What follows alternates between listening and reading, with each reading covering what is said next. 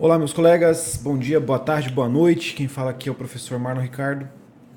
Hoje nós vamos conversar sobre um tema que é importantíssimo. Ele cai, concurso sim, concurso não, cai essa matéria. Ela está dentro do concurso de pessoas, ela está dentro do artigo 30 do Código Penal e nós chamamos ela de comunicabilidade de dados típicos. O que fala o artigo 30?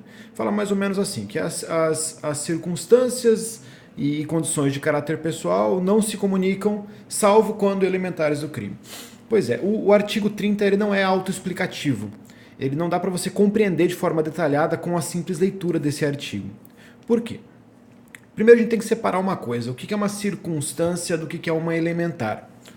Elementares, pessoal, são aquelas coisas que estão no caput do artigo e se você retirar alguma delas, aquilo deixa de ser aquele crime em específico. Então são aqueles elementos essenciais que tem para a construção daquele tipo em específico. Então você retira aquele ponto do artigo e faz a pergunta, continua sendo o mesmo crime? Se continuar sendo o mesmo crime, beleza, não é uma elementar. Se deixar de ser aquele crime, aí sim nós temos uma elementar daquele tipo em específico.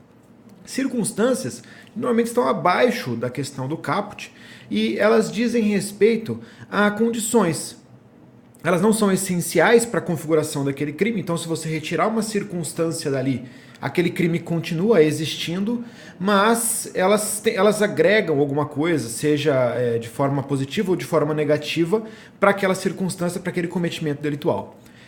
As circunstâncias elas se dividem em dois elementos. Elas podem ser objetivas e subjetivas. Objetivas são aquelas circunstâncias materiais. Por exemplo, modo que você utiliza para cometer um crime. Isso é uma circunstância objetiva. As circunstâncias subjetivas são aquelas circunstâncias que dizem respeito ao caráter pessoal, a condições de caráter pessoal do indivíduo. Então, o erro que está nesse artigo, no artigo 30, é que ele chama de circunstância elementar alguma coisa, quando na verdade circunstância é uma coisa e elementar é outra coisa diferente. A regra, na verdade, o que ele quer dizer, e se você quiser pegar o seu código e escrever do lado desse artigo 30 a seguinte regra, é a seguinte: as elementares do crime, elas sempre se comunicam. As circunstâncias do crime, quando objetivas, se comunicam. Quando subjetivas, elas não se comunicam. Eu vou começar então com exemplos das circunstâncias subjetivas até a gente chegar dentro da elementar, que são as principais. Um exemplo de circunstância subjetiva: o motivo. O motivo torpe, por exemplo, o motivo fútil no crime de homicídio. Então eu vou matar alguém por um motivo em específico, porque a pessoa me deve R$ 1. É um homicídio motivado, vai ser qualificado pela motivadora, um motivo fútil. Quero matar alguém por causa de R$ 1. Eu chamo alguém para me ajudar e não conto a essa pessoa essa motivação.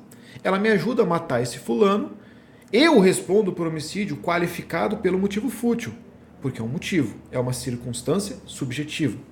Esse cara, ele vai responder pelo homicídio, se não tiver alguma outra coisa que não seja isso, pelo homicídio simples. Porque o meu motivo fútil não se comunica com ele. Então os dois respondem sim por homicídio, mas o motivo fútil só vai ser aplicado a mim. É diferente no mesmo caso de homicídio com relação ao modo que se você pratica o crime. Então o modo de prática do crime, no caso do homicídio, eu vou escolher o fogo, então eu resolvo matar alguém por meio de fogo. E eu convoco alguém para me ajudar a matar alguém por meio de fogo. Ele fica cuidando na porta, eu entro e mato a pessoa utilizando o fogo. O homicídio, meu homicídio, vai ser qualificado pelo uso do fogo.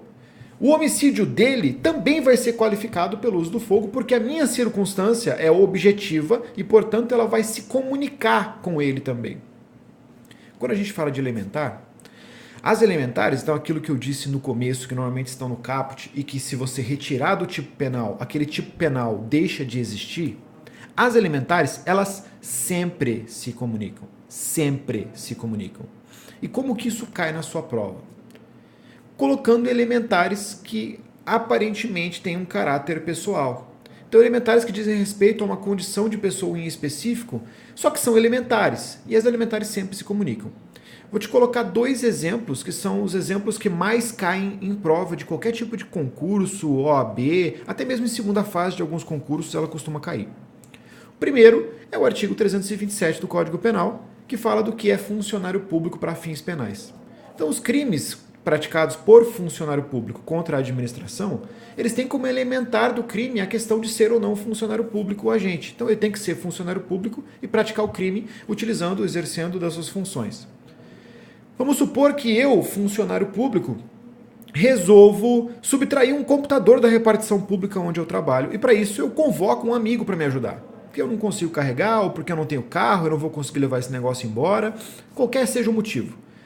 Então eu vou lá e com a ajuda dele subtraio esse computador. Eu, logicamente, respondo pelo crime de peculato.